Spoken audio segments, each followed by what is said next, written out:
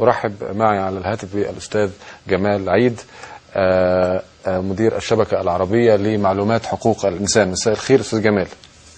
مساء الخير يا أستاذ إسراء، أهلا بك.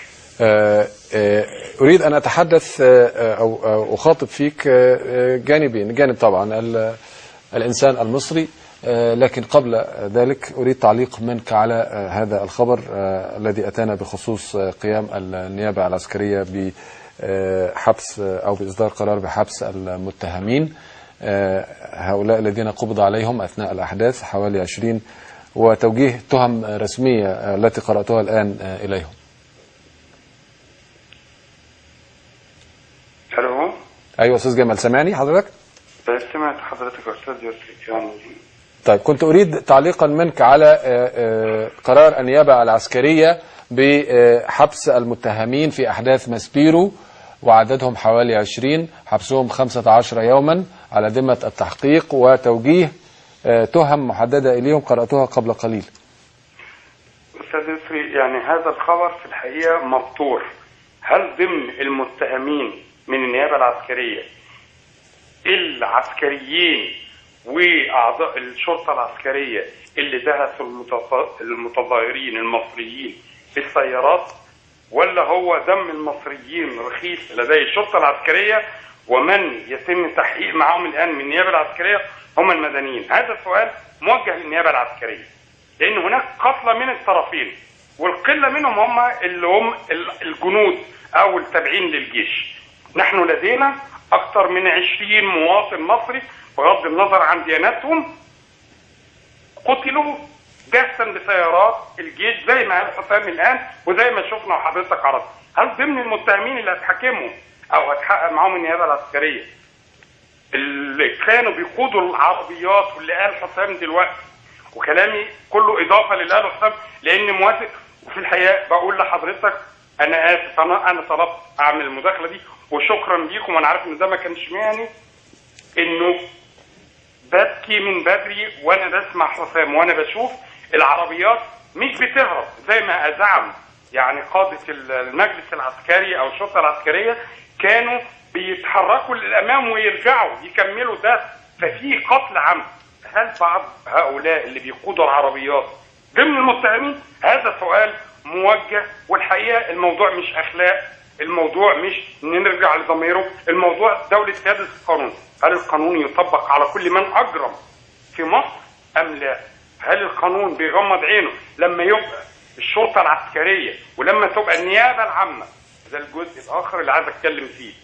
النائب العام، هل يصلح النائب العام الذي لم يقدم متهم واحد في القتل ضد المسيحيين المصريين منذ سنوات في اتهام؟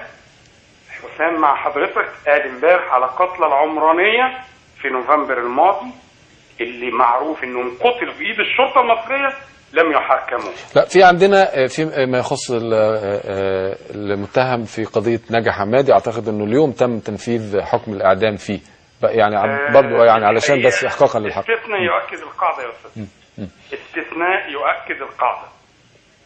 ما حدث، احنا مقدمين بلاغ للنائب العام واضح جدا ضد أنس الفقي بالتحريض ونشر اخبار كاذبه في فبراير الماضي، حتى الان لم يتم التحقيق فيه. ايه اللي يمنع اسامه هيكل اللي كل مؤهلاته كوزير اعلام انه يقرر التحريض بالكذب ونشر اخبار كاذبه طالما لم يحقق ولم يحكم انس الفقي على جرائمه السابقه؟ هذا النائب العام اللي فات قتلت الثوار وقتلت الشباب المصريين مطلق السراح، واعضاء في الحكومه مطلق السراح تابعين للحزب الوطني. في الحقيقه لو انا مكانهم هحاول اعمل فوضى عشان العداله ما تجيبنيش. كيف المجلس العسكري اللي كل شويه كانه بيعايرنا يقول القوات المسلحه حمت الثوره؟ القوات المسلحه هي قوات مسلحه مصر، مش قوات مسلحه مبارك. ده واجبها ولا شكر على وجه. بوضوح يعلم الله انني لم اعادي القوات المسلحه رغم كل الاخطاء الكارثيه اللي بيمارسوها من يوم ما استلموا الحكم.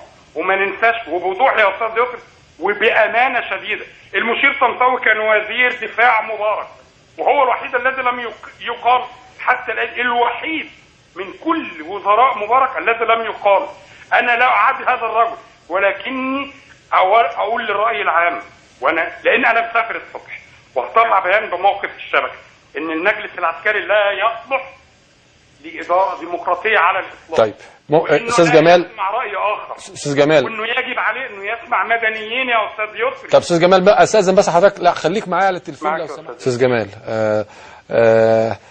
طيب يعني خلينا دايما، لانه طبعا يعني محاوله استشراف نوافذ وابواب للخروج من ازمه تعصف بنا جميعا تحتاج الى راس بارد وبعض يعني على الاقل يعني تحكم في العواطف، مع شديد تقديرنا لكل من استشهدوا ولاهاليهم.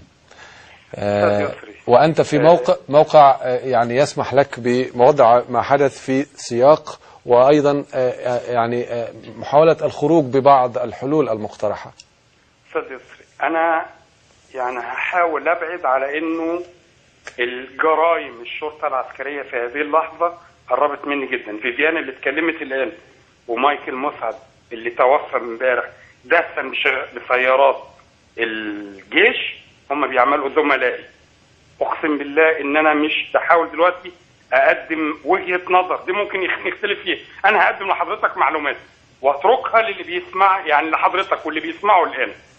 لدينا نائب عام هو خلق ظاهرة الافلاس من العقاب في مصر، وهو لم يقدم اعتاد في تاريخه من يوم ما تولى على انه يوظف القانون لخدمة التابعين للنظام بغض النظر عن نظام مبارك او المجلس العسكري.